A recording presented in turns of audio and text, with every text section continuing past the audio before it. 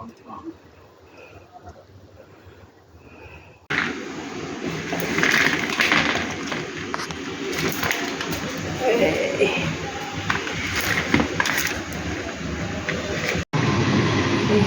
করে দেখাবো আমার গাছের, এই যে গাছ থেকে আম পেড়ে নিয়ে আসছি, গাছের আমের একটা টক, যেটা গরমের মধ্যে খেলে খুবই উপাদেয়। আপনারা খাবেন, ভীষণ মজার হয় এই আমের টকটা।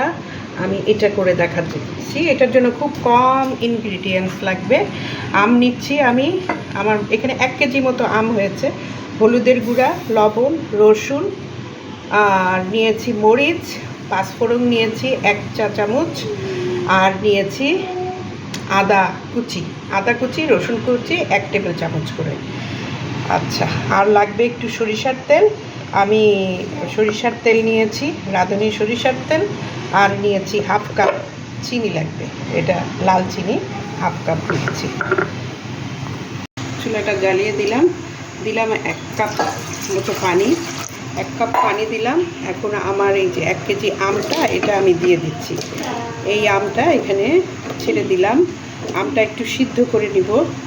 আর এইখানে আমি লবণ দিয়ে দিচ্ছি, 1 টেবিল চামচ লবণ দিয়েছি, আর দিচ্ছি হলুদের গুঁড়া। এইটা দিয়ে আমি 5 মিনিট সিদ্ধ করে নিব। এই যে আমি আমটা মোটামুটি আমার আমটা সিদ্ধ হয়ে গেছে। এখন আমি এটা একটু ডাল ঘুটনিতে ঘুটে নিব। আমি এটা নামিয়ে রাখছি। এই যে সিদ্ধ হয়ে গেছে। আমি এটা গরমটাই একটু ডাল ঘুটনিতে ঘুটে নিতে হবে, যাতে কিনা এটা একদম মোটামুটি আধা ভাঙ্গা করে নিচ্ছি। করে দিলাম, এই যে সরিষার তেল আমি দিয়ে দিচ্ছি। এটা আপনারা 2 টেবিল চামচ মতো সরিষার তেল দিবেন। এখানে দিয়ে দিলাম সরিষার তেল 2 টেবিল চামচ, খুব বেশি লাগবে না। আচ্ছা, এখন আমি যে ইনগ্রিডিয়েন্টসগুলো দিব, এটা আমি এখানে রসুন এবং আদাটা দিয়ে দিচ্ছি। আদা এবং রসুনটা দিয়ে দিচ্ছি। আদা, রসুন, শুকনা মরিচ, এই 3টাই আমি দিয়ে দিচ্ছি। নেড়ে চেড়ে এটা একটু পোড়া পোড়া মতো হবে। তারপরে এটা আমি পাঁচফোড়নটা দেব।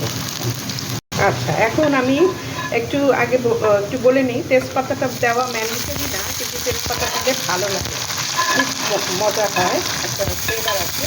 তো এই জন্য আমি একটু তেজপাতা দিলাম, আর দিয়ে দিচ্ছি আমার পাঁচফোড়ন। এখন আমি সব কিছুই দিয়ে দিব। পাঁচফোড়নটা দিয়ে একটু নেড়ে নিলাম। এখন আমি দিয়ে দিব আমের টকটা। এই যে যা ছিল একটু আমি করে নিয়েছি, আমের টকটা দিয়ে দিলাম। আর একটা জিনিস এখন আমি অ্যাড করব, এই যে চিনি দিয়ে দিচ্ছি 1/2 কাপ লাল চিনি। এটা আমি লাল চিনি নিয়েছি, আপনারা জানেন স্বাস্থ্যের জন্য ভালো লাল চিনিটা। তো এই চিনিটা আমি দিয়ে দিলাম। একটু নেড়ে চেড়ে, যে যেরকম খাবেন টক মিষ্টি সেরকম করে এটা করবেন। একটু নেড়ে চেড়ে আমি 2 মিনিট আর চুলায় রাখবো। এটা 2 মিনিট। এই যে হয়ে গেছে আমার ভীষণ মজার আমের টকটা। এখন আমি চুলাটা বন্ধ করে দিয়েছি।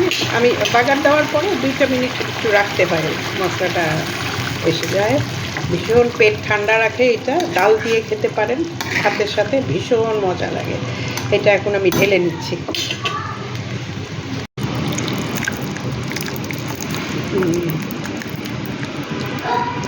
ভীষণ মজার আমার আমের টকটা হয়ে গেল, ভীষণ ভাল লাগে। ডাল দিয়ে ভাত দিয়ে খাবেন, এমনিও খুব মজা লাগে, এমনিও খেতে মজা লাগে।